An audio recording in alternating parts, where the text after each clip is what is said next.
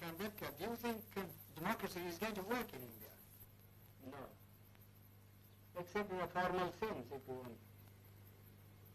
What do you mean? The real, I mean, a paraphernalia of democracy, quinquennial elections, prime ministers, and so on and so on. Well, but elections are very important. No. Elections are important provided they produce really good men.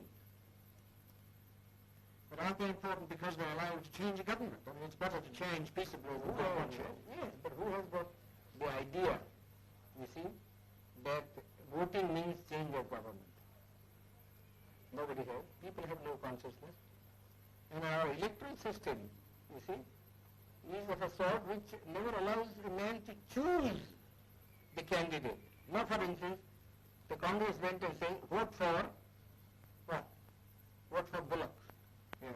Isn't it? Yes. Well, the man never cared who represented the Bullock.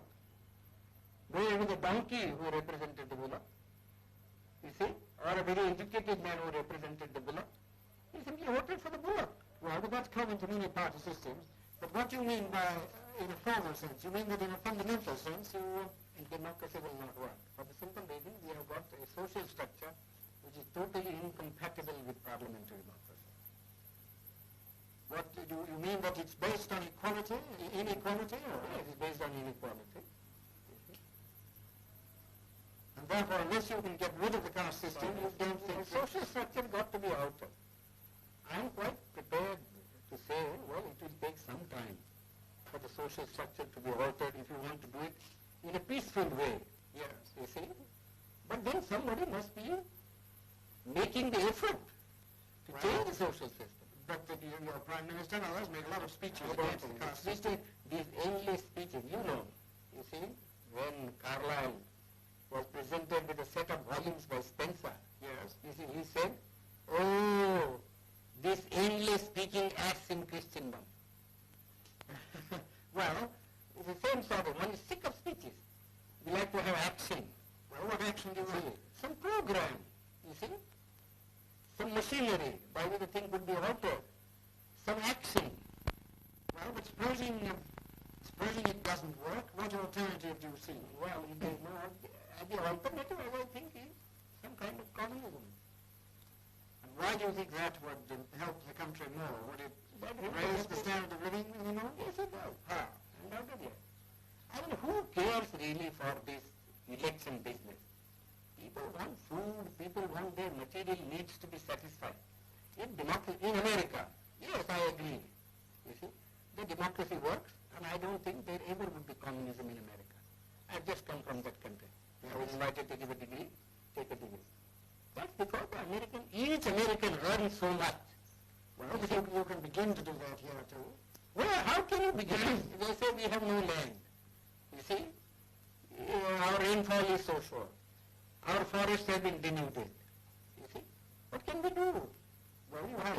Unless you tackle these problems. But you think... I don't think the present government would be able to tackle these problems. Well, the communists would wipe out more people than... That is never to my mind. You mean the remainder you think would be better? Yeah, would be better. We always do that sort of a thing, you know. What, in this country? Yeah, we always do. I mean, in war, you kill people, don't you? And you are not sorry because you have killed so many people. Because you find it necessary necessary to do so in order to safeguard your interests. Well, you really feel that this system is likely to collapse? Yes, I think it will collapse. How soon? Well, pretty soon, probably. My own people, very impatient. And I judge by my people, you see. And who are the lowest rung of the strata? You see, you know. Yes. If the foundation of a building begins to collapse, it is first the lowest strata that collapses. Do you think, you mean by our own people, the untouchables? The untouchables. Well, now, are the communists working among them? No, they are not working because they have faith in me. And I haven't. दोस्तों, जय भीम, जय भारत, नमो बुद्धाय। मैं निखिल सबलानिया, नई दिल्ली से। मित्रों, हमारी एक नई पुस्तक आई है, आप देख सकते हैं, डॉक्टर अंबेडकर और बौद्ध धर्म।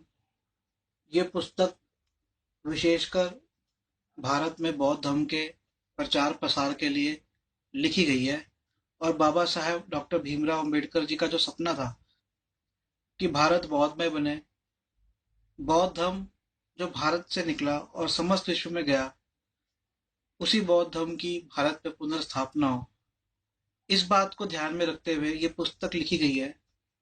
इस पुस्तक के अंदर बाबा साहेब जी का दीक्षा समारोह में दिया गया 1956 का भाषण है, बौद्ध त्योहारों का विवरण, बौद्ध तीर्थ स्थलों का विवरण, बौद्ध संस्कारों का विवरण, बौद्ध गुरुओं का विवरण, बौद्ध साधनाओं का विवरण, बौद्ध साहित्य का विवरण, बौद्ध वंदनाएं हिंदी के अर्थ के सहित, विवाह आदि बौद्ध पूजा पाठ, दलाई लामा जी पर विशेष लेख और ग्रस्तों को भगवान बुद्ध के उपदेश आदि बहुत जरूरी जानकारी इस पुस्तक के अंदर मिलेगी।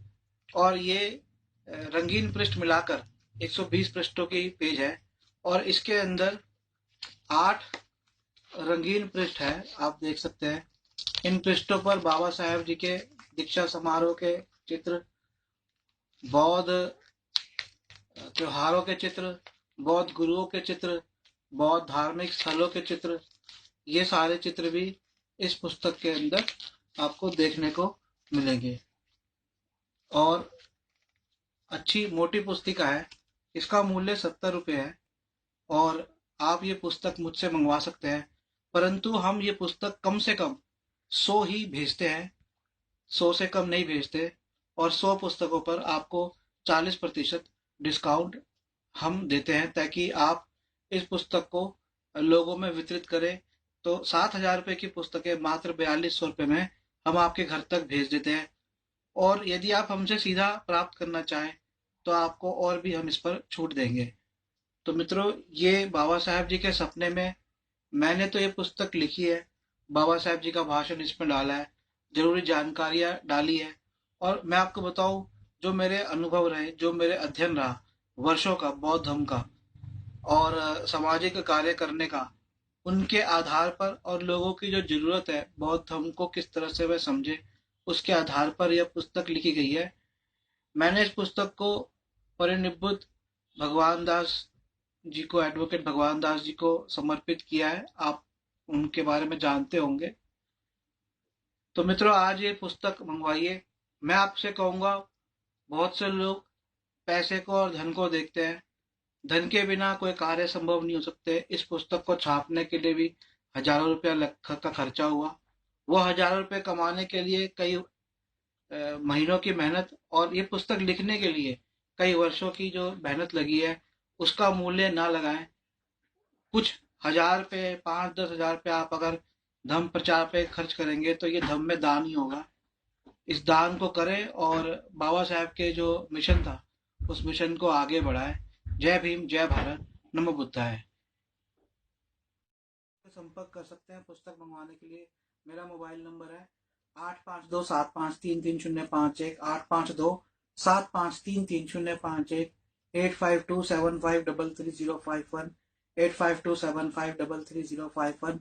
मेरा ईमेल आईडी है sablanian@gmail.com, sablanian@gmail.com। धन्यवाद। जय भीम, जय भारत, नमो बुद्धाय। मित्रों, मैं आज आपको बाबा साहेब डॉक्टर भीमराव अंबेडकर जी पर लिखी पुस्तक डॉक्टर भीमराव अंबेडकर जी की अमर कथा, ये पुस्तक है बाबा साहेब डॉक्टर भीमराव अंबेडकर जी की अमर कथा, इसकी जानकारी देना चाह रहा हूँ। ये पुस्तक कई वर्षों के अध्ययन के बाद लिखी गई है। ये पुस्तक का पीला पृष्ठ के अंदर, इसके अंदर हमारे पास 2 है, ये फर्स्ट एडिशन, सेकंड एडिशन। और ये पुस्तक पीला चित्र इसका आवरण है, उसका सफेद आवरण है, और नया आवरण हमने निकाला। मतलब सामग्री दोनों में सेम ही है, कुछ फर्क नहीं है उसका। और ये पुस्तक बाबा साहेब डॉक्टर भीमराव अम्बेडकर, एक्चुअल में इस पुस्तक का नाम होना चाहिए था बाबा साहेब डॉक्टर भीमराव अम्बेडकर जी की अमर कथा और संदेश। तो बहुत समय से एक बात आती थी लोगों की कि आप बाबा साहेब जी पे कोई ऐसी पुस्तक लिखे जो कि विशेषकर बच्चों के लिए हो, बड़े भी पढ़ सके और जो कि वितरण की जा सके। जो मैं पुस्तक लिखा, बहुत बड़ी पुस्तक हो गई थी।